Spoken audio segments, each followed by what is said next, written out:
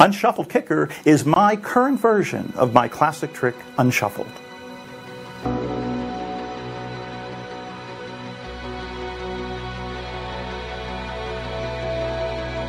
This is my method to make words written on the side of the deck morph into any word you want.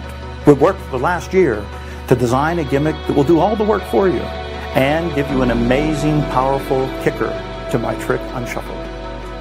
My name is Paul Gertner, and I'm so excited to share with you my Unshuffled Kicker. Please welcome Paul Gertner. Thank you. Thank you.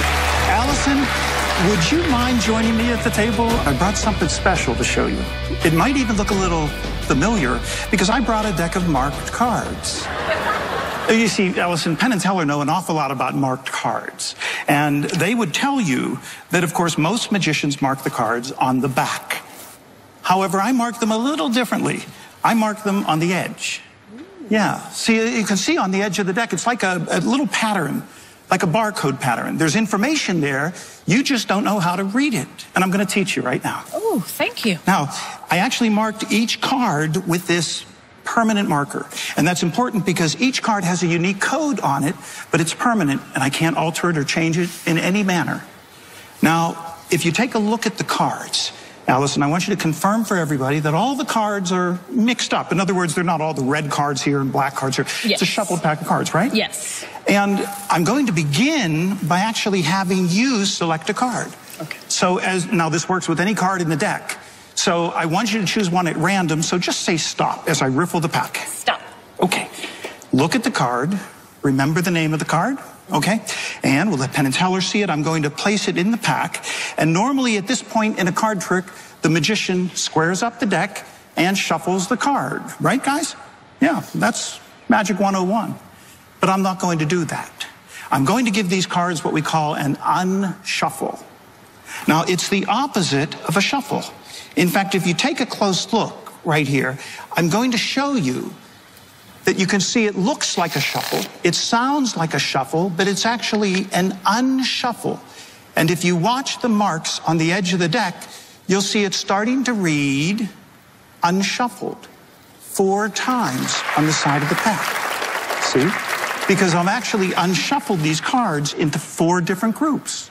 Hearts, clubs, spades, and diamonds, the 4 suits in the deck. Yeah.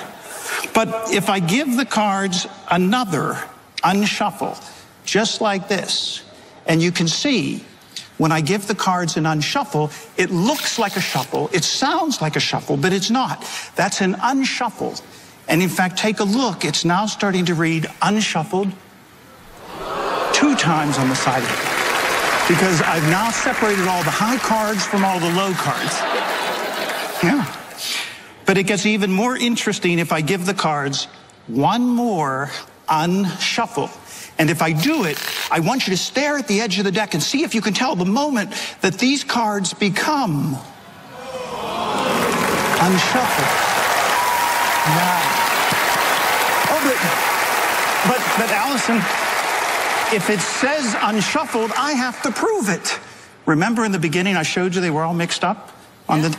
Take a look at them now, because from the ace through the king of hearts, of clubs, of diamonds, of spades, it's a completely unshuffled deck you covered. Thank you. Thank you. Now, oh, wait. There's one minor detail. In the beginning, you selected a card. Yeah. And it's somewhere here in this unshuffled deck. Now, I could look for your card face up, but they're all in sequence. Perfect order. That wouldn't be too difficult to find, and besides, it probably wouldn't fool Penn and Teller. But if I found your card face down, it would be a little more impressive. For the first time, tell me and everyone else, what was the name of your card? The king of spades. If I give the cards one more unshuffle, and if I rearrange almost every card in the pack, except for the top and bottom cards, I think I can hit it. And I did.